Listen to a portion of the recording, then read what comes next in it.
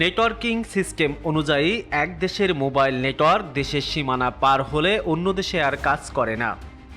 কিন্তু বাংলাদেশ ভারত সীমান্তে নেটওয়ার্কের অবস্থা ঠিক এর উল্টা। সীমান্তের বাংলাদেশ প্রান্তে যেমন কাজ করছে ভারতের নেটওয়ার্ক, তেমনি ভারত প্রান্তেও কাজ করছে বাংলাদেশের নেটওয়ার্ক।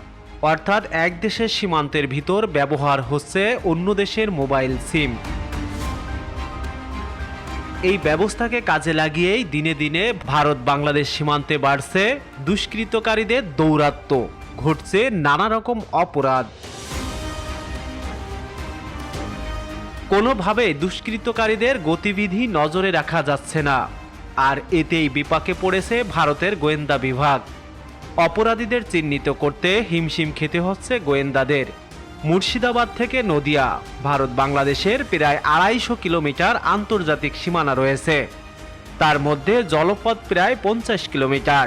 এর মধ্যে কাঁটাতার নেই প্রায় ২০% জায়গায়। বিএসএফ সূত্রে খবর, কাঁটাতারহীন ওইসব এলাকায় অপরাধ চক্রের স্বর্গরাজ্য।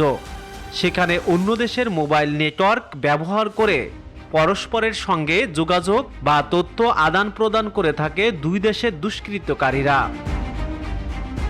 বিএসএফের সাইবার বিভাগের একটি সূত্রে জানা গিয়েছে, বাংলাদেশে একাধিক মোবাইল পরিষেবা দেওয়া সংস্থার সিগন্যাল কাঁটাতার পেরিয়ে ভারতের ভূখণ্ডের প্রায় ৫ কিলোমিটার এলাকা পর্যন্ত পাওয়া যায়। মোবাইলের সেটিংসে ম্যানুয়াল নেটওয়ার্কে গেলেই বাংলাদেশি সিগন্যাল বেছে নেওয়া যায়। মোবাইলে বাংলাদেশ সিম কার্ড থাকলেই করা যায় তা। ভারত প্রান্তের দুষ্কৃতকারীরাও মোবাইল নেটওয়ার্কের এই সুবিধা কাজে লাগায়। একইভাবে ভারতীয় সিম কার্ড ব্যবহার করে বাংলাদেশ প্রান্তে আত্মগোপনে থাকে দুষ্কৃতকারীরা। চোরাকারবারিদের মাধ্যমেই এপারের সিম কার্ড ওপারে আর ওপারের সিম কার্ড এপারে আসে। দুদেশের দুষ্কৃতকারীরা ভিনদেশি সিম কার্ড ব্যবহার করায় তাদের গতিবিধি নজরে রাখতে যে হিমশিম খেতে হয় সাইবার গোয়েন্দাদের।